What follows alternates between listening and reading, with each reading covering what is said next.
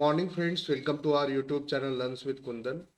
आज हम लोग बात करने वाले हैं भारत द्वारा बैन किया गया ट्रांस ट्रांसशिपमेंट फैसिलिटी जो है भारत ने बांग्लादेश पर बैन कर दिया है।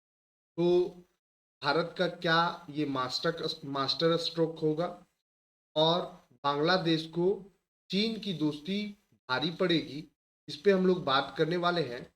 चलिए सेशन को स्टार्ट करते हैं। और उससे पहले हम लोग जानेंगे कि ट्रांसशिपमेंट फैसिलिटी क्या है और ये बांग्लादेश को भारत क्यों दे रहा था, इससे क्या प्रभाव पड़ रहा था, ये सब बारे में बात करेंगे। ये आपको कार्गो दिख रहा होगा जिसमें बहुत सारे सामान लोड किए हुए हैं और ये सामान जो है वो कंट्री एक कंट्री से दूसरे कंट्री एक्सपोर्ट करने में मदद करती है। मतलब कि सामान जब एक कंट्री से दूसरे कंट्री जाता है तो उस समय शिपमेंट का यानी कि कार्गो का ज़रूरत पड़ता है। और वो कार्गो जो है वो दो तरह से होता है, सेलिंग दो तरह से होता है, समझिएगा बात को। अब एक होता है डायरेक्ट सेलिंग और दूसरा होता है यानी कि डायरेक्ट शिपमेंट, और एक होता है ट्रांसशिप। अब डायरेक्ट शिपमेंट और ट्रांसशिपमेंट में क्या अंतर है इसको हम लोग समझेंगे। अब ये डायरेक्ट शिपिंग जो है उसमें ओरिजिनल पोर्ट, जो यहाँ से कंट्री अपना सामान, मान लीजिए आप यहाँ से चना भेज रहे हैं भारत से, चना किसको भेज रहे हैं? तो अमेरिका को भेज रहे हैं, अमेरिका को भेज रहे हैं। तो आप ओरिजिन पोर्ट हो गया भारत, और ओरिजिन पोर्ट से डायरेक्ट रूट के थ्रू डेस्टिनेशन पोर्ट तक पहुंच गया, यानी कि अमेरिका का पोर्ट पहुंच गया। तो ये हो गया डायरेक्ट शिपिंग, समझिएगा बात को। चना आप भेज रहे थे अमेरिका को, ओरिजिन पोर्ट हो गया भारत का, और अमेरिका का पोर्ट पे जा करके सामान उतरता है तो बोलते हैं डेस्टिनेशन पोर्ट। लेकिन एक टर्म आता है ट्रांसशिपमेंट फैसिलिटी, यानी कि ट्रांसशिपमेंट क्या होता है? तो ट्रांसशिपमेंट में ओरिजिनल पोर्ट होता है। अब समझिएगा, बांग्लादेश चना भेजना चाहता है रूस को, ठीक है? बांग्लादेश चना भेजना चाहता है रूस को। ये मान लीजिए बांग्लादेश का पोर्ट हो गया, ओरिजिन पोर्ट, क्योंकि बांग्लादेश भेजना चाह रहा है। अब इंटरमीडियरी पोर्ट जो है, यानी कि इंटरमीडिएट पोर्ट जो है वो इंडिया का है। इंडिया जो है बांग्लादेश का सामान को इंडिया के थ्रू डेस्टिनेशन पोर्ट तक पहुंचाना चाहता है। तो यहाँ वो पोर्ट पे, एयरपोर्ट पे सामान जो है वो शिप होगा, देन डेस्टिनेशन पोर्ट तक पहुंचेगा। मतलब इंडिया जो है वो इंटरमीडियरी का काम करेगा आपका बांग्लादेश के लिए। तो ये हो जाता था ट्रांसशिपमेंट पोर्ट। इससे क्या होता था कि पोर्ट पे भीड़ भाड़ होता था, क्योंकि दो कंट्री का सामान, जैसे मान लीजिए बांग्लादेश का सामान इंडिया में फिर शिफ्ट हो रहा है, लोडिंग लॉज हो रहा है और अनदर वेसल्स पे जा रहा है, फिर जा करके डेस्टिनेशन पोर्ट तक पहुंच रहा है। तो इस तरीके से यहाँ पोर्ट पे थोड़ा भीड़ भाड़ होता था। लेकिन पड़ोसी है, मदद करना चाहिए। और हम लोग बहुत सारा, मतलब इकोनॉमिकली ये बहुत सारा ऑर्गेनाइजेशन से जुड़े हुए हैं, है ना? जैसे सार्क है, बिम्स्टेक है। तो ये सभी हम लोग सदस्य देश हैं। बिम्स्टेक में भी बांग्लादेश है, सार्क में भी बांग्लादेश है। इकोनॉमिक कॉरिडोर है, अपना रिलेशन है, पड़ोसी राज देश है। तो ये सब सभी चीज़ों को देखते हुए हम लोग ये सुविधा प्रदान किए थे। लेकिन बांग्लादेश में जिस तरह से उथल पुथल हुआ है और शेख हसीना को वहां से तख्ता पलट करना पड़ा, शेख हसीना जो है वो भागे भागे फिर रही है। और यूनुस सरकार जो है, मोहम्मद यूनुस, वो वहाँ के अंतरिम प्रधानमंत्री बने हुए हैं। और जब से प्रधानमंत्री बने हैं तब से वो चीन के खातिरदारी में लगे हुए हैं, चीन के इशारा पे चल रहे हैं और अदर कंट्री के इशारे पे चल रहे हैं। कुछ दिन पाकिस्तान के इशारे पे चलने लगे, वही पाकिस्तान जो बांग्लादेश को खून के आंसू रुलाया था 1971 में। अगर भारत नहीं होता तो 1971 में बांग्लादेश नहीं बनता, बांग्लादेश का नामो निशान नहीं होता, वो पाकिस्तान ही रहता। और वो पाकिस्तान जो पूर्वी पश्चिमी पाकिस्तान के लिए चाटुकारिता का काम करता। लेकिन भारत का हस्तक्षेप और बांग्लादेश का उदय, इसको सब कोई जानता है। और बांग्लादेश जब से बना 1971 के बाद से एक दोस्ताना रिलेशनशिप रहा भारत और बांग्लादेश का। तो उसी दोस्ताना रिलेशनशिप में ट्रांसशिपमेंट फैसिलिटी प्रोवाइड किया था इंडिया ने, और उस ट्रांसशिपमेंट फैसिलिटी को इंडिया जो है वो विड्रॉ कर लेती है 8 अप्रैल को। 8 अप्रैल को विड्रॉ कर लेती है। चीन से नजदीकी बढ़ाना बांग्लादेश को महंगा पड़ गया। भारत ने पड़ोसी देश को तगड़ा झटका दिया। अब बांग्लादेश के लिए पड़ोसी देशों के साथ कारोबार करना मुश्किल हो जाएगा। दरअसल बांग्लादेश ने ट्रांसशिपमेंट सुविधा छीन लिया है। जो भारत है वो भारत ने बांग्लादेश से ट्रांसशिपमेंट सुविधा छीन लिया है, जिस वजह से अब कॉस्ट बढ़ेगा, व्यापार करना थोड़ा टफ हो जाएगा। जो सुविधा दिया जा रहा था, अगर मान लो कि आपके यहाँ कोई नौकरी करता है और वो आपको कुछ ना कुछ तो मदद कर रहा था, तो भारत जो है वो बांग्लादेश को शिपमेंट में मदद कर रहा था। अच्छा ठीक है, आप यहाँ से लॉजिंग फूडिंग करो और फिर दूसरे नेक्स्ट व्हीकल में जा करके आप डेस्टिनेशन तक पहुंचा दो।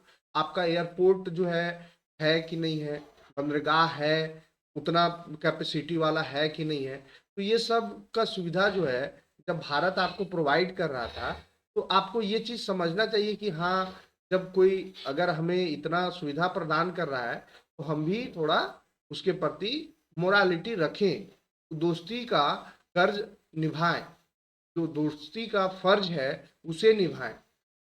अब देखिए, समझिएगा फिर से एक बार कि ट्रांसशिपमेंट प्रोसेस में पहला आता है consignment is ship from country of origin.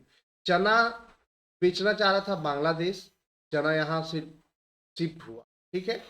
अब consignment ship to transshipment centre. अब ये ट्रांसशिपमेंट सेंटर मतलब कि भारत आ गया, भारत के बंदरगाह पे आ गया, यहाँ आया, यहाँ से शिफ्ट हुआ। Consignment is arrived at transshipment centre. अब यहाँ से जो ट्रांसशिपमेंट सेंटर था भारत से चलना स्टार्ट हुआ शिफ्ट होकर के, और कहाँ जाएगा तो consignment is then shift to port of destination. जाना था रसिया, रसिया चला गया रसिया के डेस्टिनेशन पे, और वहां से consignment arrive at port of destination. अब वहां से फिर जाता है ओरिजिन प्लेस पे। मतलब कि ये जब भारत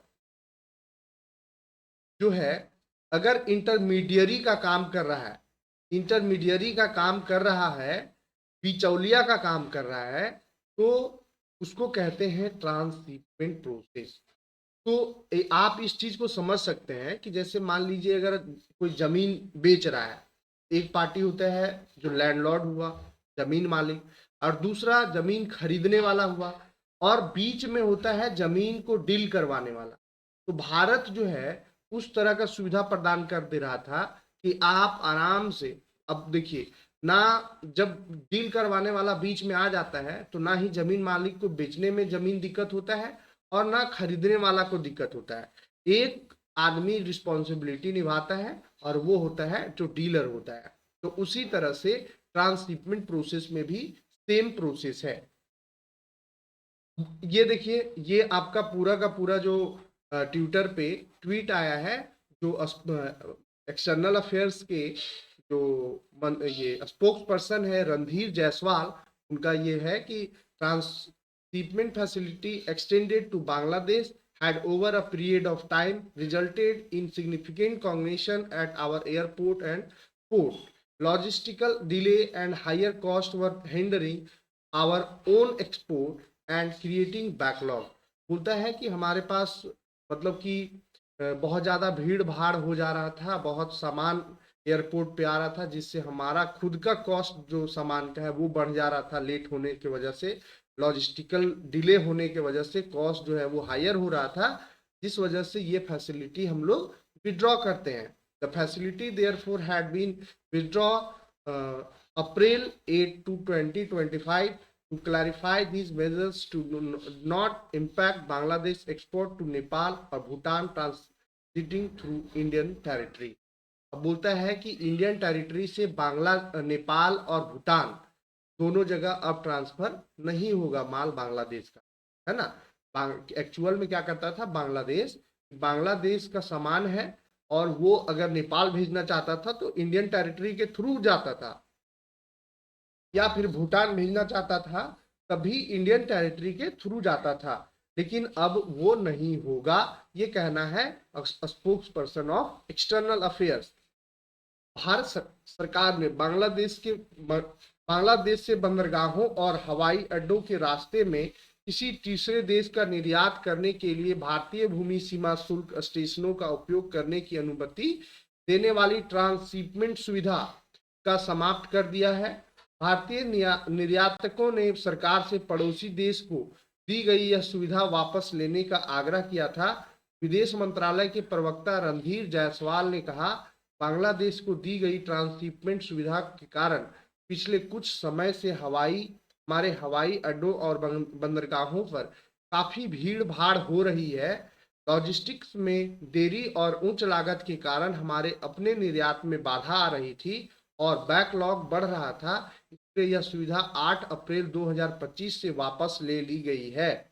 स्पष्ट करने के लिए ये उपाय भारतीय क्षेत्र से होकर नेपाल या भूटान को बांग्लादेश से होने वाले निर्यात को प्रभावित नहीं करेंगे। आगे बोलता है कि भारत ने जून 2020 में बांग्लादेश को दिया था यह सुविधा।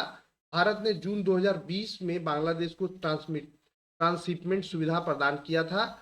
इस सुविधा ने भूटान, नेपाल और म्यांमार जैसे देशों में बांग्लादेश के निर्यात के लिए सुचारू व्यापार प्रवाह को सक्षम बनाया था। आगे है कि पहले से प्रवेश किए बांग्लादेशी कार्गो को छोड़ना होगा भारत को।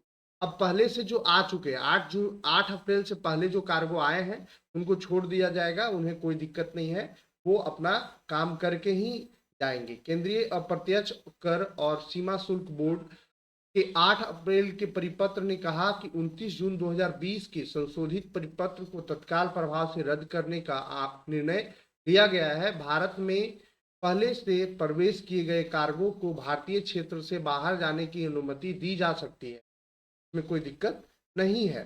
तो फाइनली ट्रांसशिपमेंट सुविधा जो है वो भारत ने विड्रॉ कर लिया है बांग्लादेश से, और अब बांग्लादेश को इसका खमियाजा भुगतना होगा। क्यों भुगतना होगा? क्योंकि बांग्लादेश, एक बोला जाता है ना कि सबसे लड़ाई कर लो पड़ोसी से नहीं। क्यों? क्योंकि पड़ोसी चेंज नहीं होता है। लेकिन बांग्लादेश जैसे ही वहाँ तख्ता पलट हुआ, शेख हसीना वहाँ से हटी है, वैसे ही अपना वो औकात पे आ गया है और उसे पता नहीं है कि भारत जो है जो चाह लेगा, जिसको बनाया है वो अगर आंख दिखाने लगे तो ऐसा तो है नहीं कि जो बनाया है वो शांत बैठेगा, और ऐसा तो है नहीं कि जो बनाया है वो कमजोर हो गया। एक गांव में कहावत है कि ऊंट कितनों भी बैठ जाएगा गधा से ऊंचा रहेगा, है ना। तो कौन ऊंट है कौन गधा है आप समझ सकते हैं। ये मेरा खुद का अपना विचार है, आप अपना विचार कमेंट के माध्यम से दे सकते हैं। धन्यवाद।